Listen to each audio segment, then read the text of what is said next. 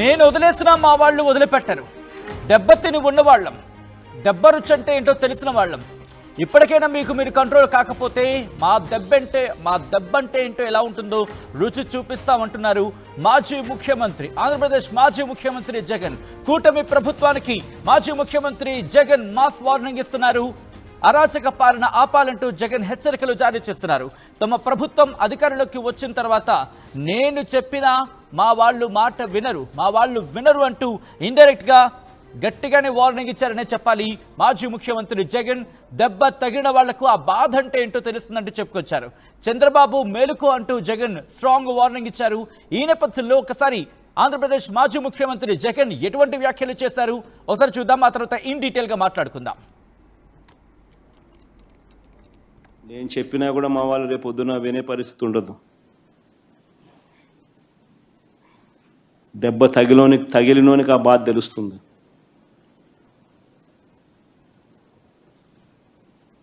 చంద్రబాబు ఇప్పుడైనా మేలుకో, తప్పు తెలుసుకో, తప్పుడు సాంప్రదాయాన్ని సరిదిద్దుకో. నేను చెప్పినా కూడా మా వాళ్ళు రేపు పొద్దున వినే పరిస్థితి ఉండదు. దెబ్బ తగిలినోనికి ఆ బాధ తెలుస్తుంది.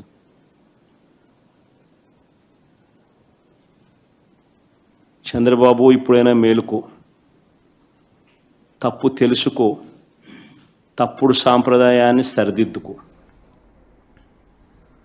రైట్, అది చంద్రబాబు నాయుడు, ఆంధ్రప్రదేశ్ ముఖ్యమంత్రి చంద్రబాబు నాయుడుకి, అలాగే కూటమి ప్రభుత్వానికి, మరి ముఖ్యంగా కూటమి ప్రభుత్వానికి ఆయన మాస్ వార్నింగ్ ఇచ్చారు. ఇటు మళ్ళీ మేము అధికారంలోకి వస్తాం, ఇంకా 3 ఏళ్ళు మాత్రమే, 3 ఏళ్లలో తిరిగి మేమే అధికారంలోకి వచ్చేది. ఒకవేళ నేను చెప్పినా మా వాళ్ళు వినరు, దెబ్బ తగిన వాళ్ళకి ఆ బాధ అంటే ఏంటో తెలుస్తుందంటూ ఆయన చెప్పుకొచ్చారు. ఈరోజు ఆయన కొద్దిసేపటి క్రితం మీడియాను ఉద్దేశించి మాట్లాడారు. ఈ నేపథ్యంలో కొన్ని కీలక వ్యాఖ్యలు చేశారు ఆంధ్రప్రదేశ్ మాజీ ముఖ్యమంత్రి వైఎస్ జగన్. అసలు ఎవరికి ఈ వార్నింగ్ ఇవ్వడం జరుగుతోంది? ఒక విధంగా చెప్పాలంటే కూటమి ప్రభుత్వానికి అనేది క్లియర్ కట్గా అర్థమవుతుంది. మరి పర్టికులర్గా ఎవరికి, ఎటువంటి వ్యూహంతో వెళ్ళాలనుకుంటున్నారు? ఇప్పటికే క్యాడర్కి ఏమైనా డైరెక్షన్స్ ఇవ్వడం జరిగిందా, లేకపోతే క్యాడర్ నుంచి ఏమైనా ఈక్వేషన్స్, క్యాడర్ నుంచి ఏవైనా ఈ అంశానికి సంబంధించి ఒక క్యాడర్ నుంచి ఏమైనా దీనికి సంబంధించి ఒక చర్చలు అనేది ఏమైనా జరుగుతోందా?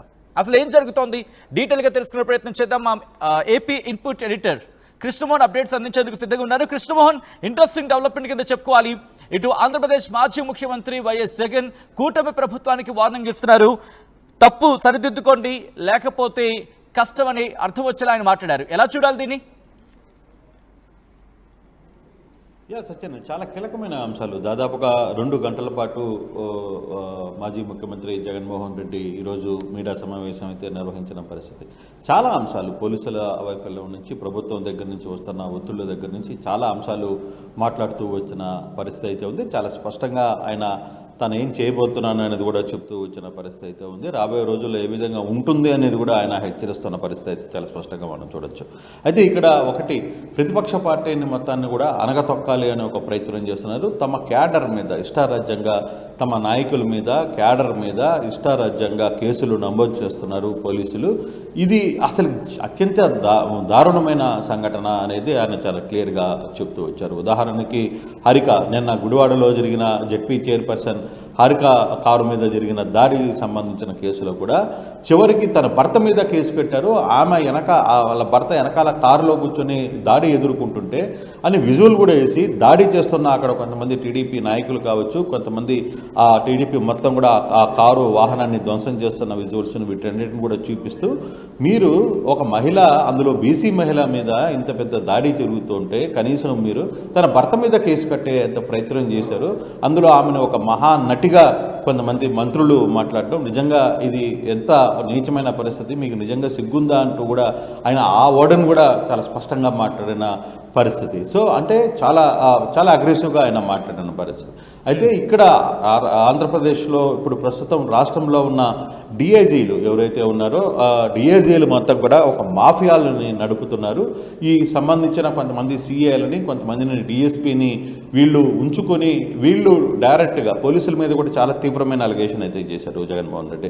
వీళ్ళు డబ్బులు వసూలు చేసి మైనింగ్ కావచ్చు, లేకపోతే అక్కడున్న ఇసుక కావచ్చు, వీటన్నిటికీ ఈ పోలీసులే, ఈ డిఐజీలే వీళ్ళందరూ కూడా ఒక మాఫియా డాన్గా మొదలయ్యారు. వీళ్ళే వసూలు చేసి స్థానికంగా ఎమ్మెల్యేలకి డబ్బులు ఇస్తున్నారు. అట్ ద సేమ్ టైం పైన ప్రభుత్వంలో ఉన్న పెద్దలకు కూడా డబ్బులు పంచుతున్నారు. ఇది చాలా ఘోరమైన పరిస్థితి. ప్రస్తుతం ఆంధ్రప్రదేశ్లో పోలీసుల పరిస్థితి అత్యంత ఘోరంగా ఉంది. చాలామంది ఐఏఎస్లు ఇక్కడ పనిచేయలేవరా బాబు అని చెప్పుకొని వదిలి వెళ్ళిపోయే పరిస్థితికి వచ్చారు అనేది చాలా స్పష్టంగా ఆయన ఆరోపిస్తున్న పరిస్థితి. మరోవైపు కప్పం ఖచ్చితంగా వసూలు చేస్తున్నారు. కప్పం కట్టకుండా ఆ ప్రాంతంలో ఎమ్మెల్యేలకి పైకి కూడా వీళ్ళు వసూలు చేసి పోలీసులే ఈ నీచానికి దిగజారుతున్నారు ఇవన్నీ కూడా చెప్పిన పరిస్థితి. కొంతమంది ఐఏఎస్లు విఆర్ఎస్లు తీసుకుని పోలీసులు రాష్ట్రాన్ని వదిలి వెళ్ళిపోతున్న పరిస్థితి ఉంది. ప్రత్యేకంగా ఆయన రెండు విషయాలు సంఘటన మీద చాలా క్లియర్గా మాట్లాడిన పరిస్థితి. ఒకటి, నల్లపరెడ్డి ప్రసన్న కుమార్ రెడ్డి ఇంటి మీద జరిగిన దాడి ఎంత భయంకరంగా దాడి జరిగింది. దాదాపుగా కొన్ని వందల మంది పోలీసుల సాక్ష్యంగానే పోలీసుల ముందే వచ్చి ధ్వంసం చేసి కారును కూడా పగలగొట్టి ఇల్లు మొత్తం కూడా లూటీ చేసి వెళ్ళిపోతే ఇప్పటి వరకు కూడా ఆ కేసు మీద ఇప్పుడు వరకు నెల్లూరు ఎస్పీ అసలు కేసు కూడా నమోదు చేయలేదు అని చెప్పి ఆయన మాట్లాడిన పరిస్థితి. రెండవది, పూర్తిగా కూడా విజయవాడ మార్చురీ దగ్గర జరిగిన సంఘటనలు కావచ్చు, వరుసగా జరుగుతున్న సంఘటనలు కావచ్చు, తన పర్యటనలో పోలీసులు ఏవైతే ఉన్నారో తనకు Z+ కేటగిరీ భద్రత ఉన్నప్పటికీ కూడా తనకు భద్రత కల్పించకుండా ఎవరైతే తన్ను చూడడానికి పబ్లిక్ వస్తున్నారో వాళ్ళని ఆపే ప్రయత్నంలో పోలీసులు నిమగ్నమై ఉన్నారో తప్పితే తనకు ఎక్కడ కూడా భద్రత ఇవ్వడానికి ప్రభుత్వం ముందు చూపలేకపోతుంది అనేది ఆయన క్లియర్గా చెప్పిన పరిస్థితి. మరోవైపు ఇదే పరిస్థితి అంటే ఇప్పుడు రపరప లాంటి వ్యాఖ్యలు కావచ్చు, సిబ్బాల అవస్థన వ్యాఖ్యలు కావచ్చు, వాటిని మీరే వాడతారు, మీరే చేస్తారు, తర్వాత మళ్ళీ మా మీద కేసులు కట్టే ప్రయత్నం అయితే చేస్తున్నారు. ఒక లిమిట్ వరకు ఉంటుంది. ఒక లిమిట్ దాటిన తర్వాత నేను చివరికి రేపు నెక్స్ట్ నా ప్రభుత్వంలో వచ్చిన తర్వాత నేను చెప్పిన తర్వాత కూడా బాధపడ్డ వాళ్ళు కావచ్చు, ఎవరైతే పోలీసుల చేత ఎవరి మీద కేసులు అయితే పెట్టారో, ఎవరైతే దెబ్బలు తిన్నారో వాళ్ళందరూ తర్వాత ఇబ్బంది పడే పరిస్థితి ఉంటుంది. అలాగే నాయకులు కూడా వ్యవహరిస్తున్న తీరు మార్చుకోకపోతే నేను చెప్పినా కూడా నా కేడర్ వినే పరిస్థితి లేదు అంటూ ఆయన వార్నింగ్ ఇచ్చిన పరిస్థితి. మరోవైపు చాలా ఇంపార్టెంట్ విషయాలు కిందకు వస్తే ప్రధానంగా ఏవైతే భూములు సంబంధించి కావచ్చు, తర్వాత కంపెనీలకు సంబంధించిన కావచ్చు, కొన్ని బిర్లా కంపెనీ కావచ్చు, దాల్మియా సిమెంట్ కావచ్చు, జిందాల్ కావచ్చు, లేకపోతే అరబిందో కావచ్చు, ఇటువంటి కంపెనీలందరినీ కూడా బెదిరించి ఇక్కడి నుంచి తీసుకుపోయే పరిస్థితి అయితే జరుగుతుంది. రెండవది, ఇండోసాల్ లాంటి కంపెనీకి గత ప్రభుత్వంలో మేము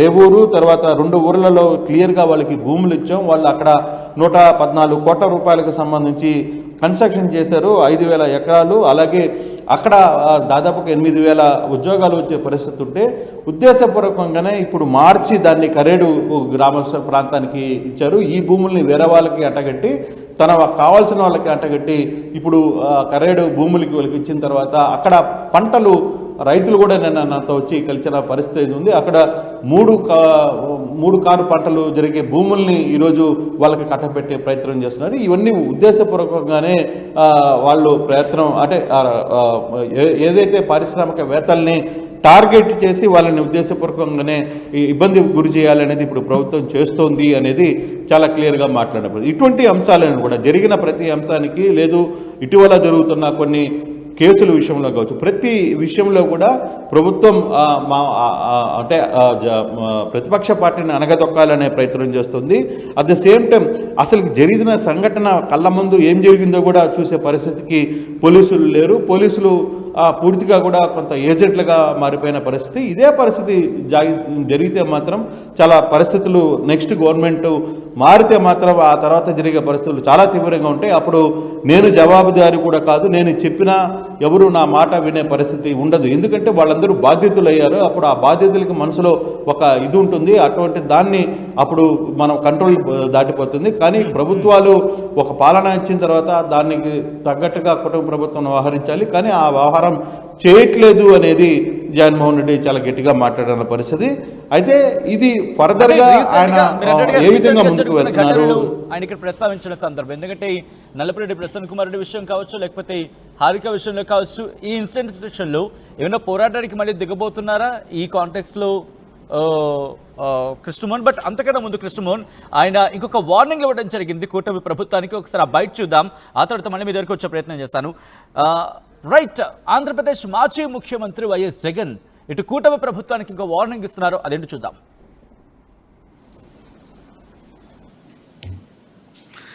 కానీ చంద్రబాబు నాయుడుకి ఈ సందర్భంగా ఒక్కటైతే నేను చెప్తున్నా, అయ్యా నువ్వు ఎన్ని తప్పుడు కేసులు పెట్టినా భయపడేది లేదు. ప్రజల తరపున మా పోరాటం ఆగేది లేదు. నీ ప్రభుత్వం కన్ను మూసుకుని కన్ను తెరిస్తే మహా అయితే ఇంకా 3 ఏళ్ళు ఉంటుంది. దాని తర్వాత మాత్రం వచ్చేది మేమే. నీవు పెట్టే కేసులకు, నీతో పాటు నీకు పావులుగా మారిన అధికారులకు ఇద్దరికీ వార్నింగ్ ఇస్తా ఉన్నాం. వడ్డీతో సహా మీరంతా చెల్లిస్తారు. ఏదైతే మీరు ఎత్తుతున్నారో అదే పండుతుంది. ఇది మాత్రం మర్చిపోవద్దండి. రైట్, అది ఆంధ్రప్రదేశ్ మాజీ ముఖ్యమంత్రి వైఎస్ జగన్ ఇచ్చిన వార్నింగ్. మీరు ఇచ్చిన దానికి వడ్డీతో సైతం చెల్లిస్తా అంటే అర్థం వచ్చారని చెప్పిన నేపథ్యం. సో దీని మీద ఎటువంటి రియాక్షన్స్ వస్తున్నాయి కృష్ణమోహన్ తెలుగుదేశం పార్టీ నుంచి? ఎందుకంటే అఫ్కోర్స్ కూటమి ప్రభుత్వానికి వార్నింగ్ ఇస్తున్న సందర్భం. డెఫినెట్గా ఆయన డైరెక్ట్గా ప్రస్తుత ముఖ్యమంత్రి చంద్రబాబు పేరు ప్రస్తావన కూడా తీసుకుని వచ్చిన నేపథ్యం ఉంది. అయ్యా చంద్రబాబు అని చెప్పి ఆయన స్వయంగా మాట్లాడుతున్నారు. మాట్లాడిన నేపథ్యంలో ఆయన క్లియర్గా ఇంకో మాట కూడా చెప్పారు. ఏదైతే మీరు మా మీద కేసులు పెడుతున్నారో, తప్పుడు కేసులు పెడుతున్నారో, జైలుకి పంపించాలనుకుంటున్నారో, ప్రతి విషయంలో కూడా జైలుకి రిమాండ్లకి పంపించారో ఆ లెక్కలు వివరాలు కూడా ఎంతమంది మీద కేసులు కట్టారనేది కూడా క్లియర్గా ఆయన చెప్తూనే, అయితే నేను ఈ విషయంలో మాత్రం వెనకడిగి వేసే ప్రసక్తే లేదు. నేను ప్రజల పోరాటం వైపు ఖచ్చితంగా ఉంటాను. నువ్వు ఎన్ని కేసులు పెట్టుకున్నా ఇక్కడ ఎవరూ ఆగేది లేదు అని. అయితే అట్ ద సేమ్ టైం మీకు ప్రభుత్వానికి ఎవరైతే ఒత్తాసుగా ప్రభుత్వానికి ఒత్తాసు చెప్పినట్టుగా చేస్తున్న అధికారులకు కూడా నేను వార్నింగ్ ఇస్తున్నాను. మీరు గుర్తుపెట్టుకోండి, నెక్స్ట్ మీరు వడ్డీతో సహా తిరిగి చెల్లించుకోవాల్సిన పరిస్థితి అయితే ఉంటుంది అనేది చాలా క్లియర్గా ఆయన ఒక హెచ్చరిక, ఒక వార్నింగ్ ఇచ్చారు. చాలా క్లియర్గా ఇది నా వార్నింగ్ అని ఆయన ప్రస్తావించిన పరిస్థితి. సో ఇటువంటి పరిస్థితుల్లో జగన్మోహన్ రెడ్డి చాలా క్లారిటీలో ఉన్నట్టున్నారు.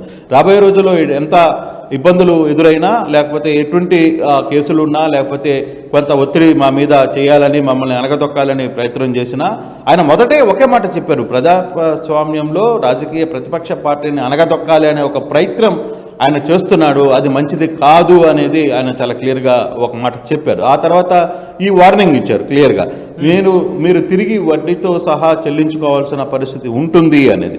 బహుశా మరి 2029 మీద ఆయన ఫుల్ కాన్ఫిడెన్స్కి వచ్చినట్టున్నారు. తిరిగి నేను అధికారంలో రాబోతున్నాను అనే సంకేతాలు ఆయన క్లియర్గా చెప్తున్నారు. పదే ఇటీవల కాలంలో ఇక 3 సంవత్సరాలు కళ్ళు మూసుకుంటే ప్రభుత్వం మనదే రాబోతుంది, తర్వాత ప్రతి ఒక్కరికి లెక్కలు తెలుస్తాం, వడ్డీతో సహా చెల్లిస్తాం అనేది. మీరు రెడ్ బుక్లో రాసుకుంటారా, ఇంకో బుక్లో రాసుకుంటారా, బ్లూ బుక్ రాసుకుంటారా, ఏ బుక్ అయినా రాసుకోండి, కనీసం పేరైతే గుర్తుపెట్టుకోండి అని ఆయన క్లియర్గా తమ నాయకులతో ఇటీవల జరిగిన 2-3 సమావేశాల్లో కూడా ఈ మాట మాట్లాడారు. ఇప్పుడు మీడియా సమావేశంలో కూడా ఈ విధంగా హెచ్చరిస్తున్న నేపథ్యంలో ఏ విధంగా ఉండబోతుంది రాబోయే రోజుల్లో, జగన్ ప్రణాళిక ఏ విధంగా ముందుకి రాబోతున్నారని చూడాలి. అట్ ద సేమ్ టైం కూటమి ప్రభుత్వం జగన్ చేస్తున్న హెచ్చరికలను ఏ విధంగా తీసుకోబోతుంది. అంటే ఇప్పటికే డిఐజీల్ని మాఫియా డాన్లుగా మారారు, వాళ్ళందరూ కలెక్షన్ ఏజెంట్లుగా అయ్యారు అనేది ఆయన పోలీస్ వ్యవస్థ మీద చాలా తీవ్రమైన అలిగేషన్ చేశారు. రెండవది అధికారులు వ్యవహరిస్తున్న తీరు మీద కూడా చాలా క్లియర్గా ఆయన మాట్లాడిన పరిస్థితి. అది ఈరోజే కాదు, చాలా కాలంగా పోలీస్ వ్యవస్థ మీద జరిగిన ఈ 13 నెలల్లో కూడా చాలాసార్లు ఆయన మాట్లాడిన పరిస్థితి. దానికి పోలీస్ శాఖ కూడా కొంత ఖండించిన పరిస్థితి అయితే ఉంది. అయినా కూడా ఆయన ఎక్కడ